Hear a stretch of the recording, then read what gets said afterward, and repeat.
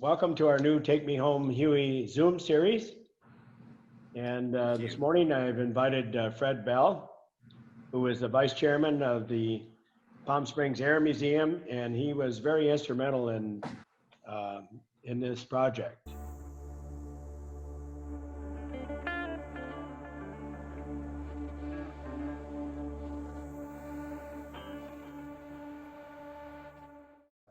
When I first heard about it from Fred, the 50th commemoration of the Vietnam War, I knew I wanted to be a part of it, and you were really a catalyst, Fred.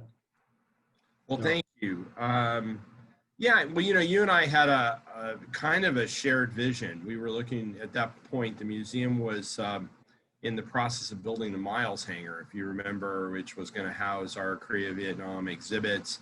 And we went through the arduous task of trying to find a Huey helicopter, which we both know was not easy initially. And that's really how it started, was just what kind of a memorial were we going to do as part of that effort. And that's, you've taken it to such an incredible fruition on what you've done. I have to tell you, I mean, you've exceeded anything I ever thought we would ever do with that artifact. So hats off to you.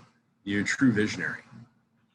Well, thank you. It had to evolve, So when I was, when you said, Steve, I know you like making art out of found objects, and maybe you could do something for us that could move around sculpturally rather than something that goes on the wall. I said, well, what do you have? And we went out to look at those. I think I got in one of your golf carts, went out with Greg and looked in one of those shipping containers. A bunch of old radios and wires, and didn't get too excited. I wanted something really gnarly. Give me a Huey, but because you told me about the 50th commemoration and said, well, maybe you can do something that relates. So immediately I was looking for whatever, but there was no Huey helicopter. But out of the corner of my eye, I did see a Bell Jet Ranger that you had that had been stripped out. You sold everything off, as you should. There were still some wires in there, dried up hornet's nests and everything. Yeah, that was a Scout, or Jet Ranger Scout, that actually, by the way, it has Vietnam livery on it, which is, believe it or not. Yeah, I said, hey, why not try this? And your vision that came out of that was something out of it. Always reminded me, you remember the Dr. Strangelove where he gets on the bomb and rides the bomb and he's, ride him, cowboy, and he rides out of that piece reminded me of seeing some cowboy on the back of that thing. Incredibly creative vision, and it was a Yardbird. Yeah, when I saw it, I thought, immediately I thought, yippee-i-yo, here we go. Dad's saddle will fit there where that engine, the void was and everything. And I said, what are you going to do with this piece? And you said, well, we're doing as much as we can. I think we stripped everything out, but now we just have the fuselage, and we'll probably just take it to a junkyard. And I said, oh, no, you won't. Yeah, no, you did a fantastic job with it. It's come back to the museum as we have a number of your pieces, and we lovingly protect it. So, leaving your museum that day, I had two helicopters in my mind. This junk one that you had right there, and that I was interested in doing something with, a whimsical piece. Now, and then also trying to find a Huey. I agree. The Huey, that was really the first mobile war, and the Huey became such an effective tool to be able to move men and material around. It really became the symbol of the war.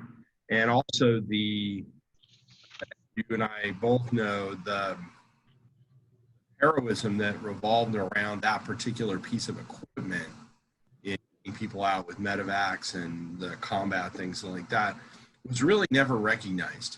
One of the, I missed the Vietnam War. I was too young, whether that's a good or a bad thing. I missed it. And it wasn't until I started actually doing the research on the hangar and we started looking at the artifacts, it really started to understand that the folks that were involved in that were never really properly recognized. And that struck me, and you really tapped into that.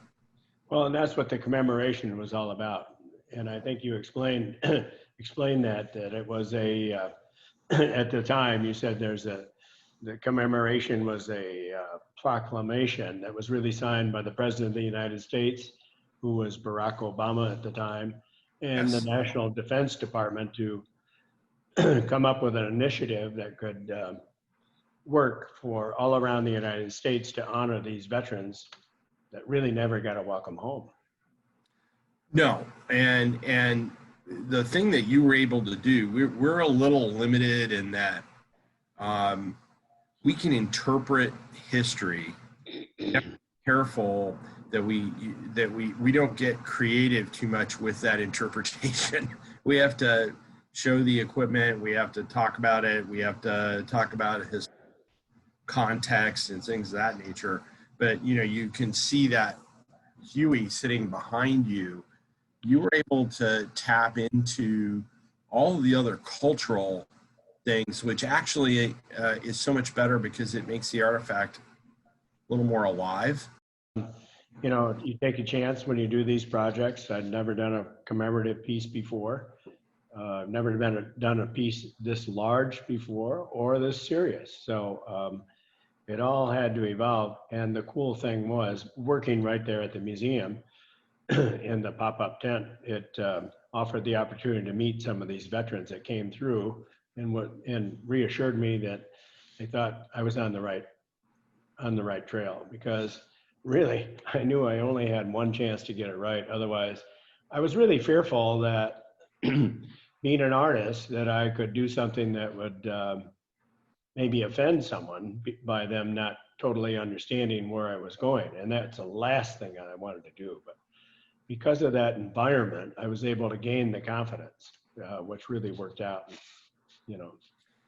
I think that you really did, and one of the difficult things I do is about 40 memorials a year, roughly, for veterans from all the conflicts and services, and until you kind of are involved in that and realize the impacts on the families and the pride involved and what they did and everything, it's difficult when you see an airplane sitting on a pedestal.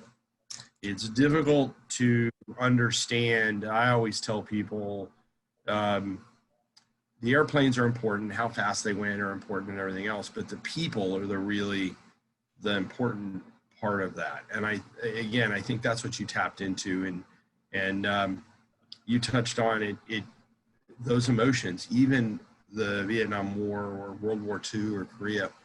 For those people that were involved in it, they're still like yesterday. I mean, it's very vivid. And Vietnam was maybe even more so because of the fact that they weren't recognized when they came back, and people felt there's a lot of heroism and sacrifice and human drama that went into that never was given closure. And I think your piece does that. Thank you. I think what also helped is, even though I didn't go to Vietnam, I served in the Michigan Army National Guard during that period of time. We weren't called up, but of course it was very fresh with everybody. Everyone was frightened that they were going to go off to Vietnam, and a lot of people just didn't even know where it was on the map. But having served gave me some insight, I think, into relating to what these soldiers went through, even though I wasn't there. That particular piece, there's actually a loss of life associated with that airframe, and there was sacrifice there, and that makes that all the more relevant and important. As a museum, I can tell you, Steve, we and it's more because we continue to fly, is we stay away from loss of life. airplanes. You know, we consider them, if they're someplace, we consider them, you know, war graves and stuff like that. In this case, this piece was available. It was not being interpreted. And so the sacrifice that those men made on that airframe would never have been commemorated or known about had you not done what you did. So although you've never done a commemorative artwork before, as you said, I think you nailed it. Well, thank you. It continues to honor those that had served, and it's become such a touchstone for these vets that come. It's just a pleasure to see, to be able to continue with different initiatives that keep it in the front of everyone's eyes. And your facility here has made it, it's terrific to be able to have it at the Air Museum. We have 71 airframes now. Having it here for me and having it come home is, as it was created here, as you said, is especially rewarding. You know, when we talked about that and you wanted to come back here, the piece for us means, you know, it means a lot to us, and having it in the collection is extremely important. And thank you for allowing us to be able to continue to take care of it and make sure that thousands of people every year will be able to enjoy it. Thank you for talking to me today, and we'll be posting these Zoom talks in the weeks ahead. So make sure people listening that you check out our Facebook page and come and visit Take Me Home Huey at the Palm Springs Air Museum. Again, thank you so much, Fred. And my pleasure. Anytime.